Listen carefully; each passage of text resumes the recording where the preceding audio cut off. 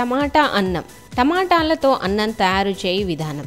ఒక ప్యాన్ వేడి చేసి దానిలో ఎండుమిరపకాయలు, ఆవాలు చిటపటలాడగానే జీలకర్ర, శనగపప్పు, మినప్పప్పు, జీడిపప్పు, సన్నగా తరిగిన అల్లం ముక్కలు, కరివేపాకు, అలాగే కొంచెం ఇంగువ, సన్నగా తరిగిన ఉల్లిపాయ ముక్కలు వేసి కొద్దిసేపు వేగిన తర్వాత ఇందులో టమాటా ముక్కలు, సన్నగా తరిగిన పచ్చిమిర్చి ముక్కలు, కొంచెం కారం పొడి వేసి మూత పెట్టుకొని కొద్దిసేపు ఉడికించుకున్న తర్వాత ఇందులో కొంచెం ఉప్పు, అలాగే కొంచెం పంచదార వేసి ఒకసారి కలుపుకొని తర్వాత ఇందులో ముందుగా వండిన అన్నం వేసి మంచిగా పొడి పొడిగా కలుపుకోవాలి.